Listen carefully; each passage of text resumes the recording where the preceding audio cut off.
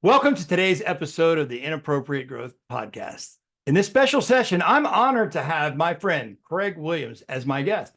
I've known this guy for over 40 years, and he's joining us from the heart of Austin, Texas. Craig is a renowned licensed acupuncturist, clinical herbalist, and successful author. He has some really cool, deep expertise in Chinese medicine, acupuncture, Ayurveda, yoga, and health coaching. He definitely brings a wealth of knowledge and a holistic approach to health and well-being. Whether you're seeking to balance your chi, explore herbal remedies, or integrate mind-body practices into your daily routine, Craig's insights are sure to enlighten and inspire. Stay tuned for an episode you don't want to miss. Buckle up as we dive into the entrepreneurial side of the healing arts with my friend, Craig Williams. Let's go.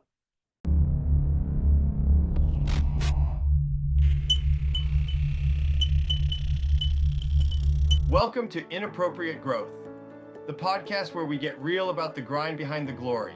I'm Paul, your host, and I'm here to take you on a journey through the untold stories of business triumphs.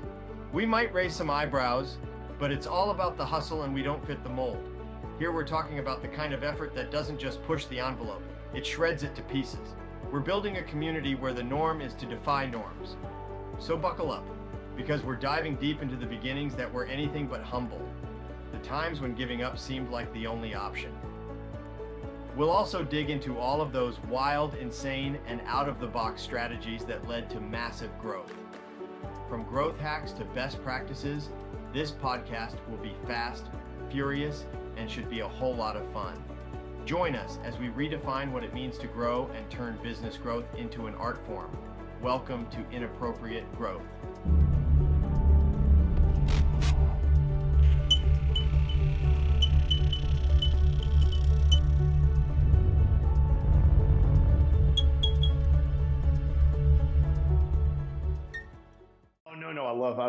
I love questions. So I bet they're good. So no All right. worries on that. All right.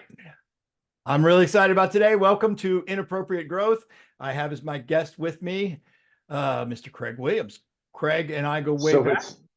And just to start off, if you could just start off by telling, maybe there's people in my audience that don't know who you are, but start off by telling us where you are, on top of who you are, how you got there, and what do you do?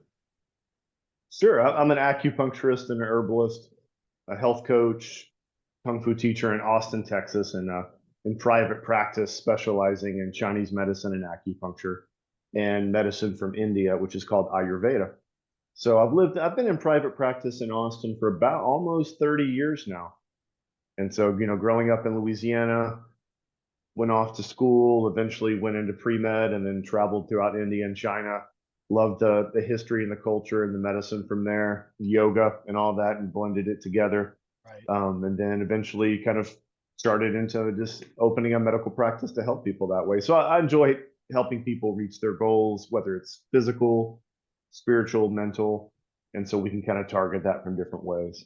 Focus here is entrepreneurial. You're a business owner, obviously. I've known you for a while. So I know there's a whole bunch of early influences that influences all the different facets of your life. But could you share with us what inspired you to embark on the entrepreneurial part of this journey? Like where you are, your job. No, totally. I mean, when I was studying medicine, I always knew I wanted to have a private practice because that gives you a lot of freedom. You're not locked into any kind of limitations. Like, for example, if a practitioner works with an insurance company in medicine, you're very limited on what you can do. You have to see so many patients. You can only spend 8 minutes with a patient. You can only do this. So I just never wanted that over my head. I wanted to be able to spend as much time with each patient as was needed, and I could kind of create things in my own way. That was very exciting for me, and it was just kind of natural for me to do that. But I think for a lot of people, it's not. And oftentimes I'm called in to speak to acupuncture groups, Ayurvedic groups, health coach groups to talk about this because I see a lot of people struggling with that. But for me, I kept it real simple. I wanted a small practice, a nice basic office, and really good communication skills with the patients. And to me, that it wasn't really complicated. But for other people, it was. But that was just kind of natural for me. It wasn't something I did. I will say, now that you bring that up, when I was finishing my master's degree in Chinese medicine, I was awarded this opportunity to be on a staff position at a hospital in New Mexico, which was at that time in New Mexico, they were really progressive with their laws for Chinese medicine and acupuncture. And it was supposed to be prestigious. And I remember after a week, I politely quit because it was just so limited what you could do, what you could say. You know, it was a big wake up call for me, but it was only a week. And after that, I was like, ooh, no, I'm going to go do what my mentors did. And, I did have some great mentors. I had really great mentors who had small private practices that told me things like diversify, how that inspire you, different streams of income, different streams of interest. So that's, with my books and writing, and whether it's teaching Kung Fu or just seeing patients or coaching runners, I have all these different threads that run through my quote practice. Right. And it's kind of organic for me to do that. So that's not a hard thing. Well, I But mean, it keeps it very interesting. are you completely feral? I mean, do you have, outside of that 1 week in New Mexico, was there ever any corporate experience? No, absolutely not. I mean, when I was in grad school, after I graduated with 2 bachelor's degrees, one in English literature, one in religious studies, and then I went pre-med. And then I took a break before I couldn't make up my mind whether I wanted to go to, quote, real medical school, which my father wanted me to go to, or go into Chinese medicine and Ayurveda. And so during that time, I became a co-owner in an herbal and a health food store in Baton Rouge. So I did that, even kind of small entrepreneurial thing, for about 3 years. And that was a lot of work, a lot of work. And after about 3 years of doing that, I was able to make wonderful connections with teachers and mentors through herbal medicine. But, anyone owning your own business, the hours are long and you're always working.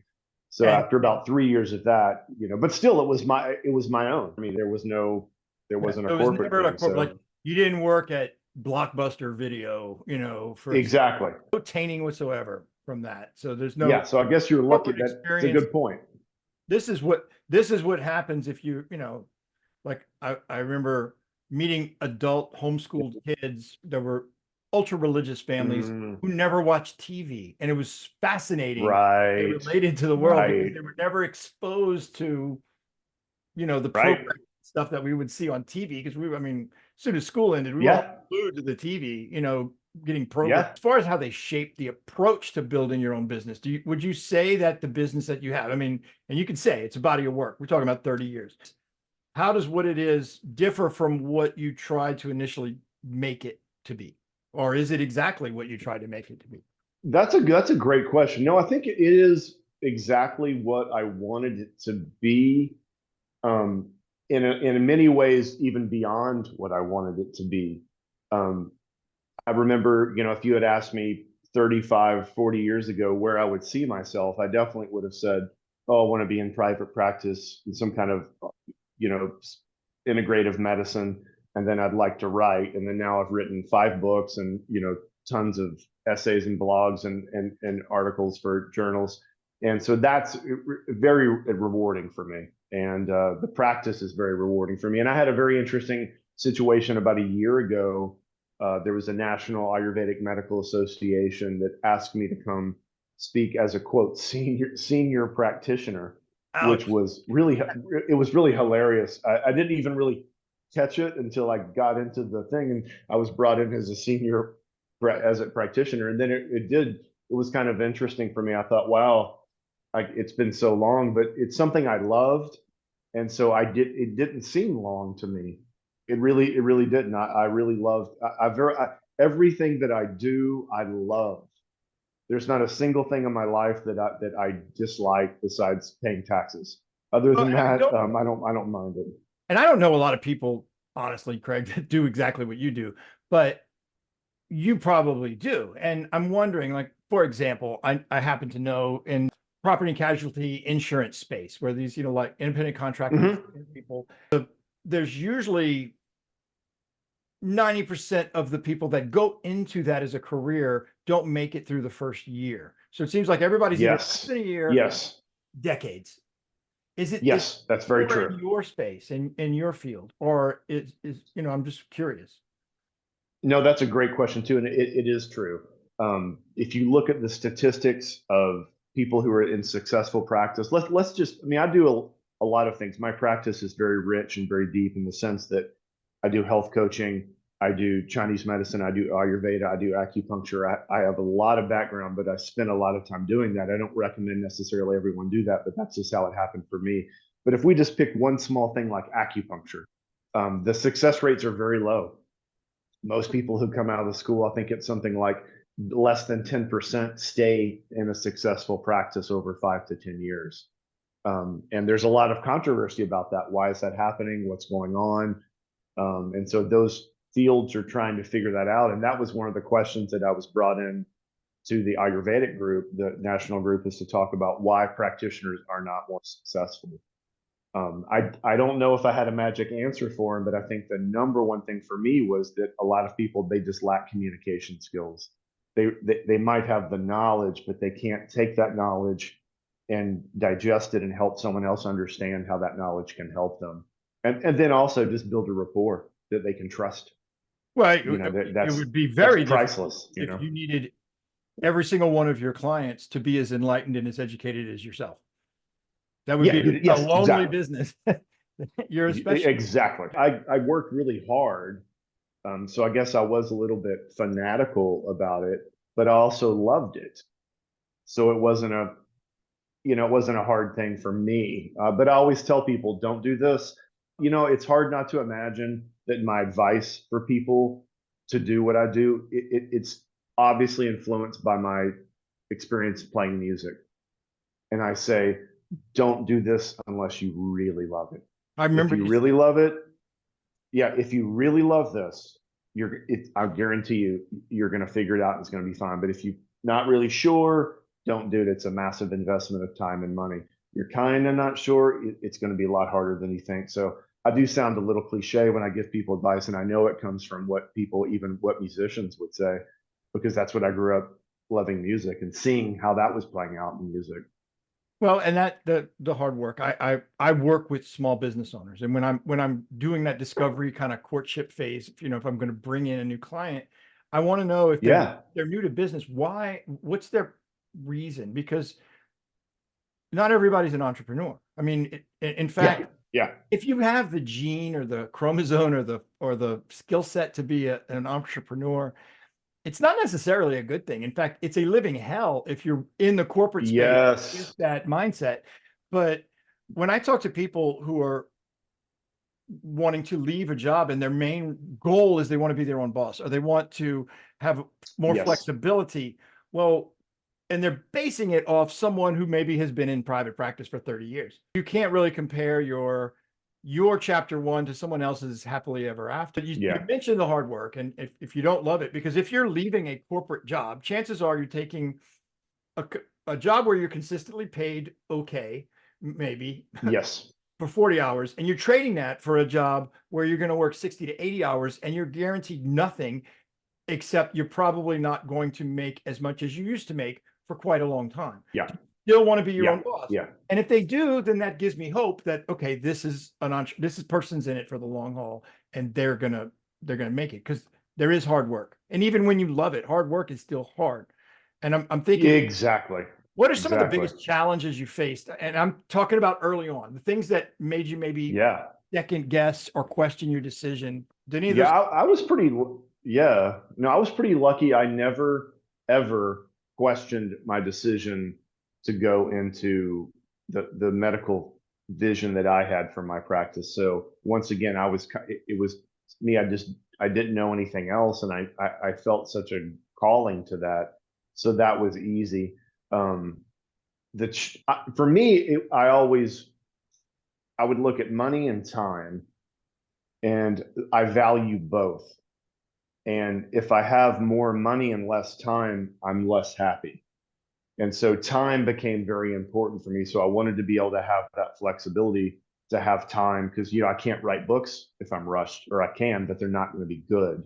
If I'm rushed, I can't give patients the quality that I want, or listen to an athlete tell me how they're frustrated with something else going on. So that for me was, I remember early on, it was like, I want to be able to figure out how I can balance time and money.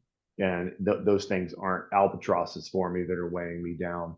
And then I think the only thing that I often really give advice for people in my field was just start small and keep it small. A lot of people, I think, have these crazy delusions of wanting this big, massive, you know, 15-room practice thing. But once again, if I look back at my mentors, I think about my old kung fu teachers who taught me. They had small, very small studios, but it was just magical. Or my old mentors, even in India, they had a small single room and a desk, and then a separate room for some herbs. And they were just helping 50, 60, 70 people a week eat. And so I never had these kind of delusions or illusions, maybe, of something crazy. So I was able to keep it in a really nice, tight vision. And I was obsessed with it and I loved it. And so that made it easy. You know, and then living in, you know, Texas has such a thriving economy here, and it's very insular. And so there's a lot of people always here. And Texas is a lot more open than people think. A lot of people, they see maybe weird media presentations, but people in Texas are very open to interesting ideas. So I remember, I love it. And I love how you described this. And I don't even know if it was intentional or not, but you kind of, you talked about religious studies, and the religious books were kind of located in the catacombs. You went to LSU, and it was beneath. Yes. You had to go into this, you know, underworld. Oh yeah. The microfiche. But practically, how has that educational background helped with your success as an entrepreneur? Because, you know, that's a really good, that's a good point that I didn't mention. And I'm glad you brought that up, because when I knew, for example, I knew I was a really good writer, and writing was very easy for me. Growing up as a musician, I eventually saw that playing music was much like writing was much like playing music, rather, and there was all these different styles and ways I could express myself.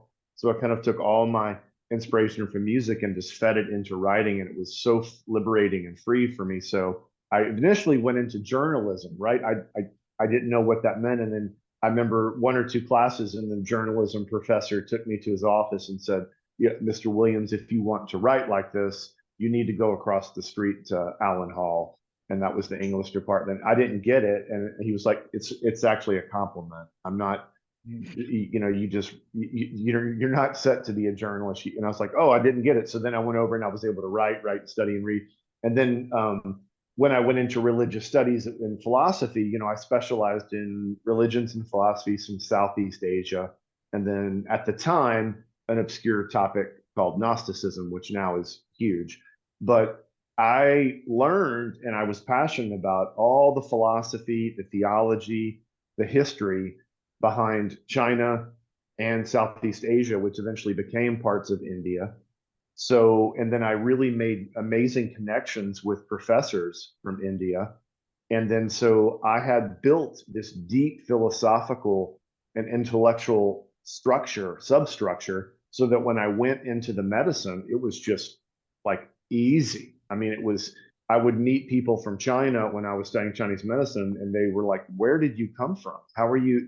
You're not like a normal American." And because I had studied all the background.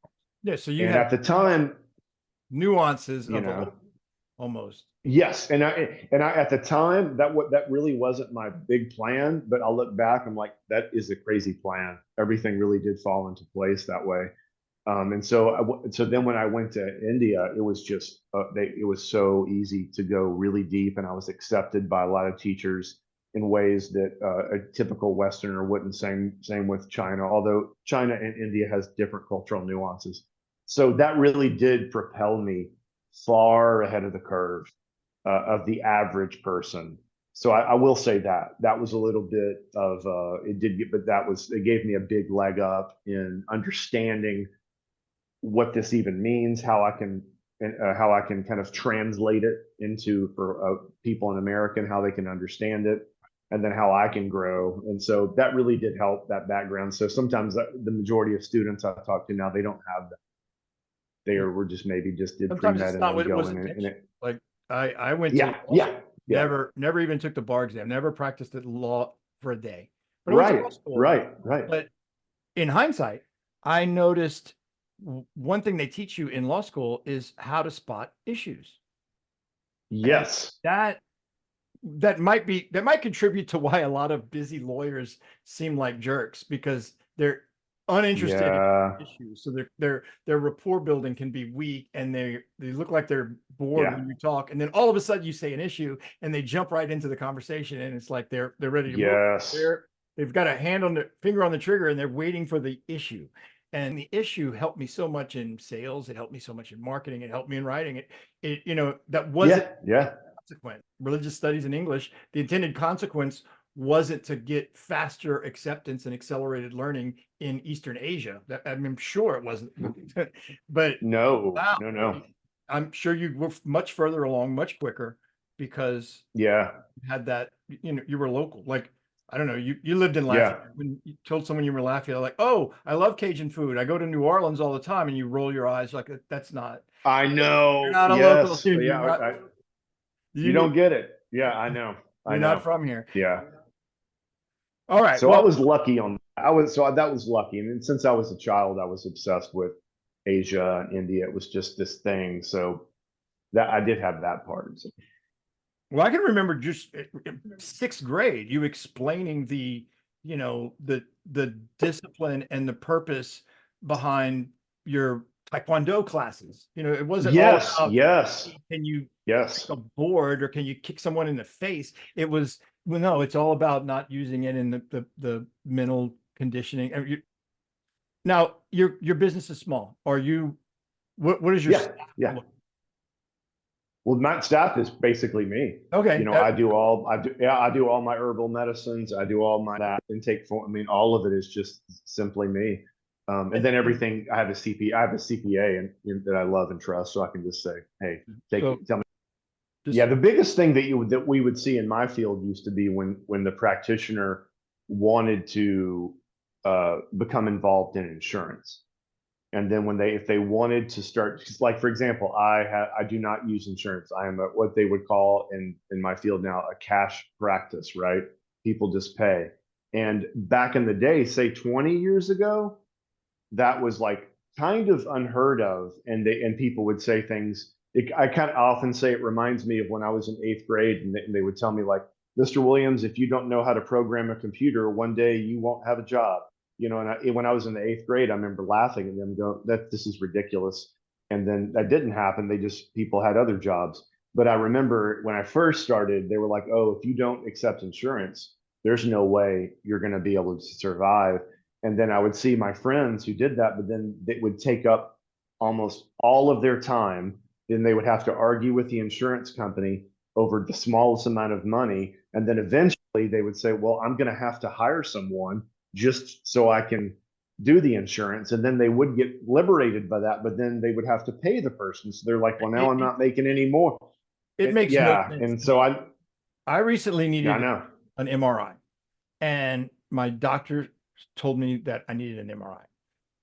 Scheduled the MRI, and the day before the MRI, I get a phone call from the MRI, but Dr. Mike Hindelane. He went to Oh yeah. uh, Yeah. Yeah. Yeah. it wasn't him, but it was the office saying your insurance didn't approve it. It's like, oh, Oh, right. That's a um, thing. but I started asking a bunch of questions, and most people don't ask all these questions, but I remember finding out that the deductible, if the insurance does cover it for an MRI, was $500.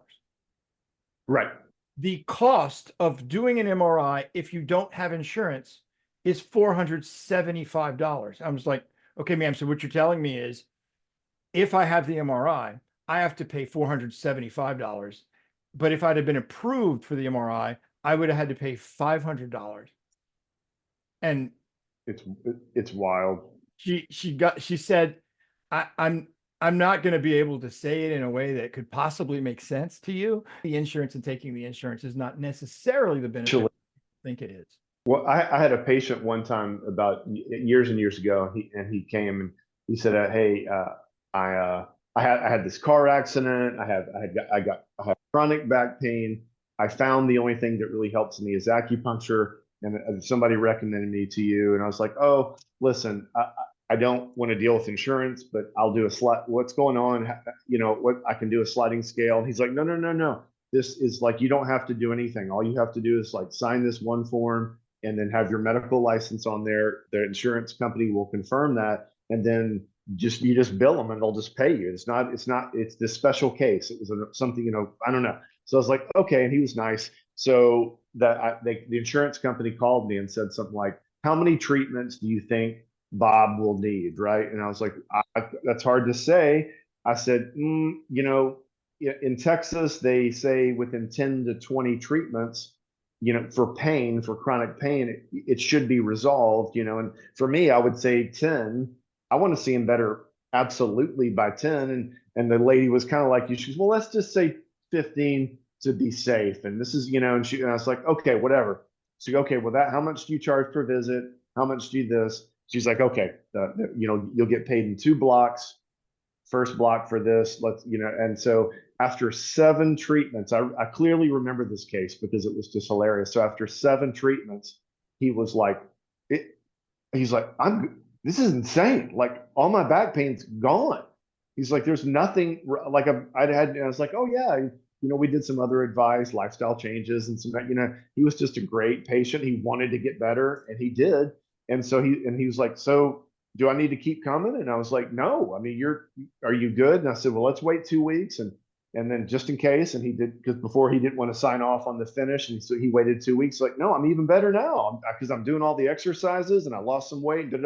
So he goes, "All right, well, you know, here's the, you know, whatever." He signed something. So I called the insurance company and I said, "Okay, hey, you know, you guys are supposed to pay for, you know, 15 treatments and he's better at 7." And she was kind of like, "I don't understand. Wait, what?" And I You was want like, less "So money?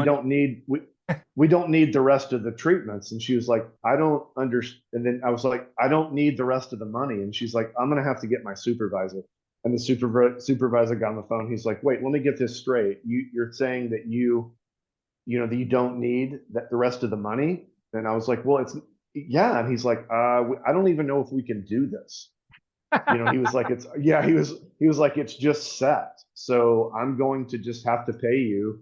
I think there was like remaining $900 or something. And he was like, That is so crazy. he was like, "This is we," and I was just like, "This is so insane." But now, 10 years later, every conference I go to, every continuing education I go to, everyone's dying to get out of insurance. It used to be 5 classes on medicine, 1 class on how to get better at billing insurance. Now it's 3 classes on medicine and 2 classes on how to get out of insurance and how to have a cash practice. No one's happy with it. And everyone I go to, they're like, "Oh my God, you're amazing. It's so amazing. Do this." And once again, I go back to my musician years. I'm like, it's like when you first create something, everybody says, "That's not cool," but you keep doing it. And then eventually it gets cool. Then everyone's like, "Oh, you were always so cool. We want to be like you now." And you're like, "Yeah, you used to make fun of me and now you think I'm cool, but I didn't change." So that insurance thing for me, that was just something I just did. But like you said, there's, you know, I have friends who set up insurance things and they do well. Maybe they make a little bit more money than me, but they have maybe have less time. But I want to have more time. They don't write books. They don't travel and teach. Yeah, those connections are important. You know, I have connections to GPs and massage therapists and chiropractors, and I love that because it creates a nice, even for the patient, they have a lot of options, you know. And I just happen to be that weird case that did a lot of training and a lot of different things. And so I'm lucky. And like I always give people analogy. It's like I just happened to be the musician that could also write the songs, that also knew how to record it, that also could engineer it, and also could create like that does exist, right? But that's not what everybody signs up to do, right? When you play guitar, you're not like, "Okay, you're going to have to also learn how to mic the thing, and then you're going to have to learn this." Some people are like, "Man, I don't want to do You that. got to buy all the Get someone tickets else and to go out do in it." the street and sell them. Yeah. But I was just, I liked all parts of it. So I got a little lucky on that I do think of that as like, I can kind of craft everything together. But even then, you want sounding boards, you want people to talk to, and you want advice, because if not, you can get too insular and then you don't know how to get something out. I So can like I always say, like my CPA has been one of the greatest friends in my life, because he has just given such good advice in areas that I just didn't want to deal with. And he's like, listen, here's the deal. Let me help you. And it was amazing. And so I always tell people, like, find help, find someone who you can talk to that frees you up to do what you want to do. Don't try to do everything. Which Right. is, I give that advice constantly to people. And a lot of people just don't take it. You've always been in initiatives that kind of promote social awareness, and not to be confused what people today consider Right. woke, but Right. you No, totally. always crystal clear how you felt about people who mistreated animals. It was always, Right. those Right. type of issues were always really big, and the values that kind of social awareness aura that you always had, how do they integrate into the business model? That's to me, that I was deeply influenced through my studies in India, and that was a big part of health. That health was like what we call now a biosocial model, right? That the health was not just your blood work looks great, you're healthy, bye bye. It was more about, like, how was the person feeling about every aspect of their life? How was the community? How was the whole state? How was, it was this really How larger do they treat picture. their And so dog? that, yeah, everything. And how do we get along, right? If societies are not getting along, that's going to be a problem that's going to cause health problems. Instead of, and so there's a lot of things that, to me, I'm very interested in as far as that. And a lot of cutting edge medicine now is at least starting to acknowledge that. And I see that with patients, patients that are very sick. The majority of my patients now are not sick because they have COVID or they have strep or they have tennis elbow. They're usually, they might have some of those things, but they're also sick because they hate their job. They're not happy with life. They feel like they don't have any purpose. They're And stressed about politics and things that yes, matter more. constantly stressed, constantly worried, constantly in fear. And so that has always been something it's always influenced me with that, is like, we have to look at a very big picture for health. We have to look at a very big picture. And that, of course, can be fundamentally put into a business model. It's like, yeah, you can have a successful business, but how are you going to have to help the community? Like for me, I donate a lot of my income to both animal shelters in time and money too. But I also work personally with a lot of homeless people, providing free healthcare, assistance with their animals. And that, to me, and that's locally, right? I like to act locally. And that, to me, is the most powerful thing for me personally. And so I always try to inspire people with that. And that was also really influenced by my time in Tibet too. Much of Tibetan teachers, that was a big part, was, how you treat people. Doctors have a responsibility to be very sincere people. They have a responsibility. So, that is kind of like a high order. But that always inspired me. I was like, I want to at least try to do that, at least try to do something like that. Yeah. So With all the varied experiences, I mean, like you said, your music. I mean, we could probably do a whole podcast on your experiences playing music, but what key elements do you think are essential for a successful professional entrepreneur? Not even limiting it to your space. When they have a okay. lot of varied experiences, how do you assimilate that? And what's the best advice you could give for that existence to someone who might say, I might have too much stuff on my resume? I think people, as far as entrepreneurs, that you need to really be able to crystallize what you're trying to achieve.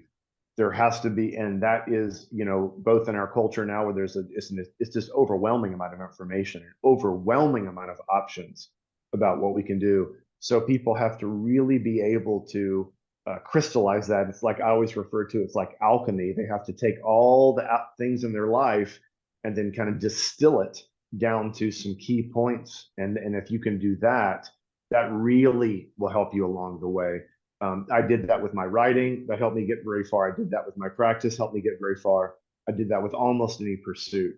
And I felt like I failed doing that in music, and I always regretted that. So I learned a lot from that. I was like, okay, I look back on things that I did musically that I didn't do right. I didn't listen to people's advice when I should have. I didn't try to, so that I was able to take all those experiences and then put it in that. But I think that there has to be a streamlined intention of what they want, a streamlined vision of what they want, and then they have to have a network of support, both financially and emotionally.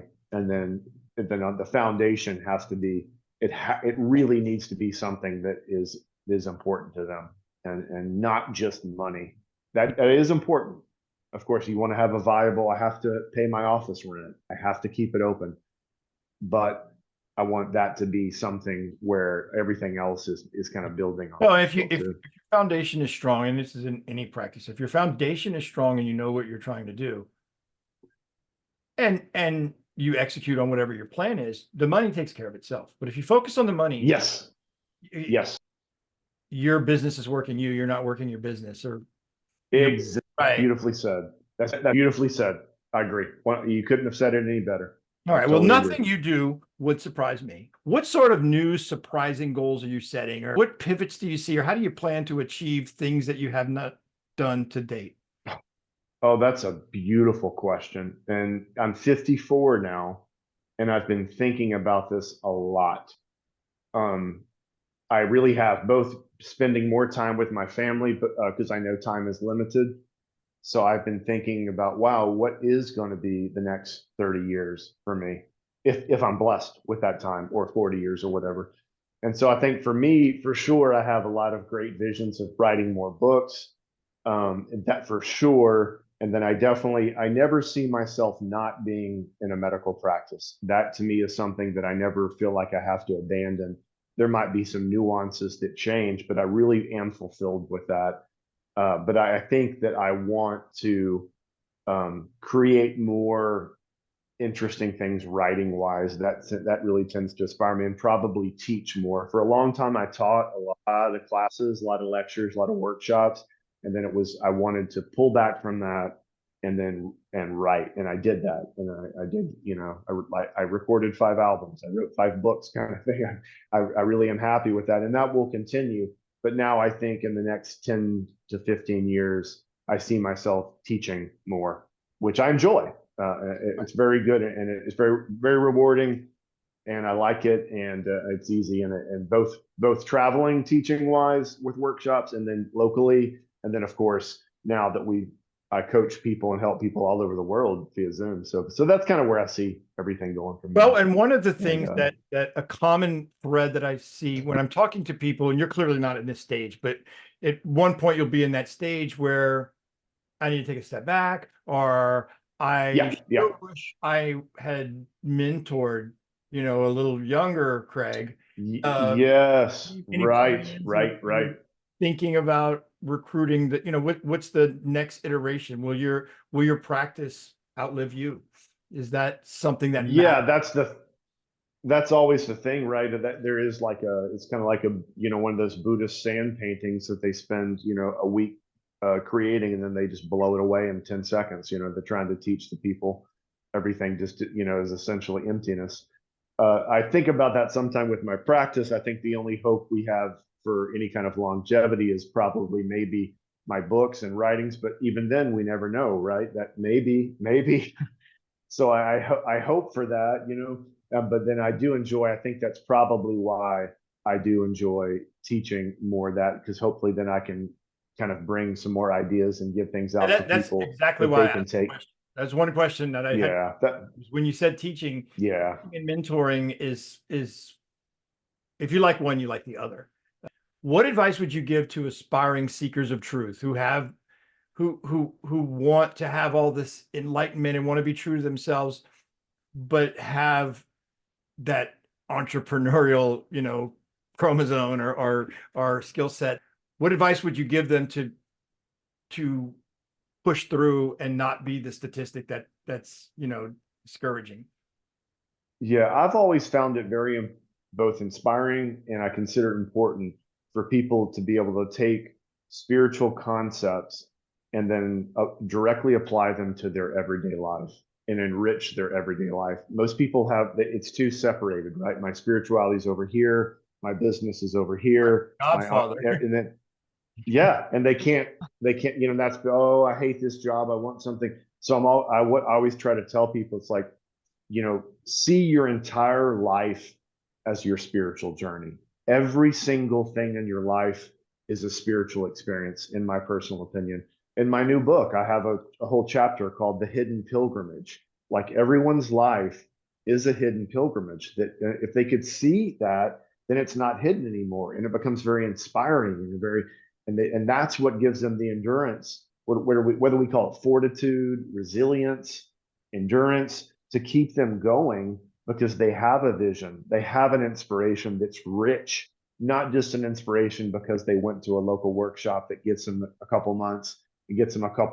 That's fine. There's nothing wrong with that. But always want people to see that everything in their life is a kind of like a tapestry of spiritual experience. And I don't see people understanding that a lot. And so I often try to get people to see that, like, everything they do can speak to them in certain ways, and they don't have to see things as so separated all the time. And that's always been very inspiring to me. So I try to convey that to people, and I always tell people the same thing too. Well, I really, really enjoyed all this. There was a lot of multiple epiphany. This one, short call, and I'm very grateful to the senior practitioner, Mr. Craig. Exactly. I'm sorry, Dr. Exactly. Craig Williams. Thank you so much. This has been a great, great conversation. It's always great to get in touch with you guys, with you. But is there a way, if someone in Austin or anywhere in the world wants help from you, what's the best way for them to get in touch with you? Yeah, they can go to my website, which is ayurvedaaustin.com. I'll send you a link. And they can also I've written so much, they could Google Craig Williams Austin acupuncture, Craig Williams Austin Ayurveda, and they can call me, email me, and to private consultations, and I'd be more than happy to help them achieve their goals anytime. Absolutely awesome. Again, thank you very much. Really appreciate it. And Thank you. To Inappropriate Growth. It's my honor. Thank you so much.